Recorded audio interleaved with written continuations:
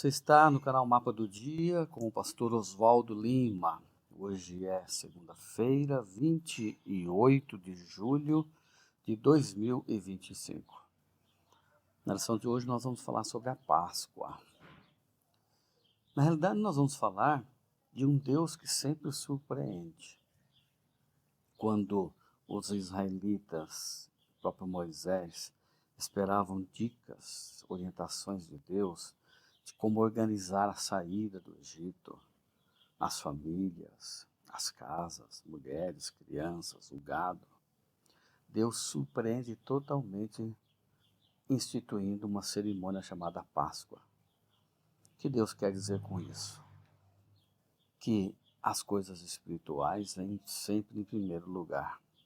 Enquanto o povo se preocupava com a estratégia e com todos os recursos de organização para a saída do Egito, Deus está preocupado com uma cerimônia que ele está instituindo para todo o sempre, chamada Páscoa. Uma cerimônia de adoração, onde o povo deveria se organizar por famílias.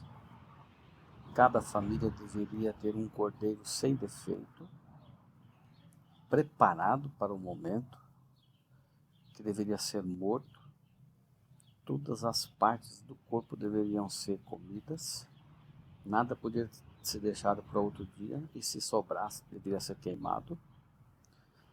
E se a família fosse pequena demais para poder comer aquele cordeiro, deveria chamar uma segunda família, contar as pessoas para que a medida fosse certa. Por que todo esse ritual? Porque aquele cordeiro não poderia ter defeito, porque aquele cordeiro seria o símbolo do verdadeiro e precioso sacrifício que Jesus realizaria na cruz do Calvário para salvar a humanidade. Todo judeu, todo hebreu, no caso, deveria se concentrar em fazer esse ritual com reverência e com perfeição. Ao mesmo tempo que deveria já estar com as sandálias calçadas nos pés, cajado na mão e pronto com as vestes e roupas para marchar imediatamente sob o comando do Senhor. Era uma cerimônia de libertação. Páscoa vem do pechá, que significa passagem acima, sobre. Na realidade, passagem da escravidão para a libertação. Mas em primeira instância, o significado da palavra Páscoa, esse pechá, significa Deus, a passagem de Deus por sobre as casas onde havia o sangue nos umbrais. Daquele cordeiro, cada israelita tinha que tomar o sangue, aspergir nos dois umbrais da porta e no porão principal de cima. Quando o anjo passasse, ele viria as marcas do sangue, pouparia a morte do filho primogênito. Isso tudo foi dito para Faraó, como Deus agiria e como seria. Nenhum egípcio, nem o Faraó acreditou que isso poderia acontecer, exceto alguns egípcios que se tornaram crentes em Jesus, em Deus. A ordem de Deus era para que todo o israelita não deveria estar fora da sua casa e na casa de um egípcio.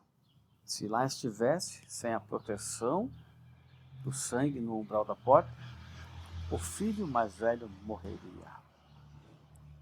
Mas, em contrapartida, esses egípcios que começaram a crer no Deus de Israel, percebendo que as divindades deles não podiam contra o Deus de Israel, como a gente viu na semana passada, a guerra dos deuses, eles se aproximaram dos israelitas e clamaram pedindo permissão para ficar nas casas onde havia o sangue no umbral.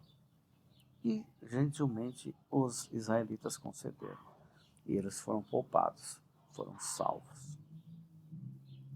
que toda essa cerimônia, esse cerimonial quer explicar para nós? Esse relato está aí no livro de Êxodo, capítulo 12, do verso 1 até o 20. Mas me chama a atenção o que está no verso 13 e 14. Eu quero ler com você. O sangue será um sinal para indicar as casas em que vocês se encontram. Quando eu vir o sangue, passarei por vocês, não haverá entre vocês praga destruidora, quando eu ferir a terra do Egito. Este dia lhes será por memorial. Vocês celebrarão como festa ao Senhor. De geração em geração, vocês celebrarão este dia por estatuto perpétuo. Esse êxodo deveria ser celebrado anualmente. Aquele mês passou a ser contado como o primeiro mês do ano. E ali era o dia em que o juízo de destruição passaria por sobre os israelitas, passaria por cima das suas casas e não os atingiria. Assim eles deveriam comemorar a Páscoa. O símbolo da Páscoa é salvação e vida. Essa celebração ajudava a reforçar a identidade nacional e fortalecer as suas convicções religiosas. Tudo isso estava por trás dessa cerimônia de adoração, de religiosidade dos hebreus e da vitória sobre os egípcios. Tudo isso quer nos dizer que nós hoje somos salvos pelo sangue do Cristo, o Filho de Deus. Quem tem o Filho tem a vida. Quem não tem o Filho não tem a vida. Quem crê em Jesus, ainda que morra, viverá, porque Ele é a ressurreição e a vida. Não há saída, não há escapatória. O único remédio para combater o pecado e a destruição do juízo de Deus sobre o pecado será o sangue de Jesus. Você e eu somos convidados a reafirmar nossa confiança em Jesus. O sacrifício de Cristo na cruz não foi em vão. Mas se eu não tomar a decisão de aceitá-lo e entregar a minha vida e confiar nele, certamente não serei poupado do juízo que Deus vai trazer sobre essa terra.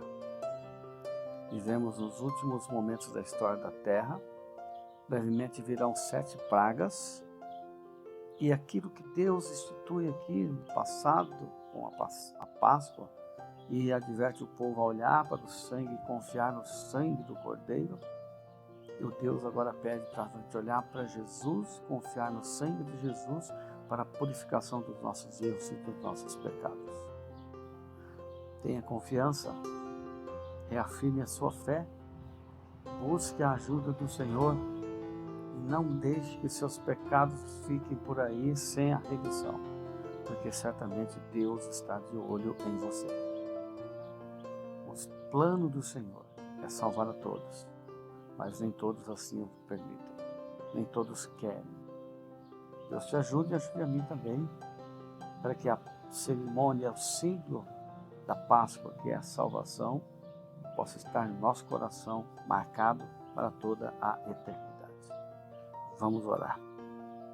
Pai querido, enche o nosso coração da paz de Jesus e da certeza da sua proteção contra o mal e contra o pecado. Em nome de Jesus. Amém, Senhor. Eu sigo o mapa do dia. E você?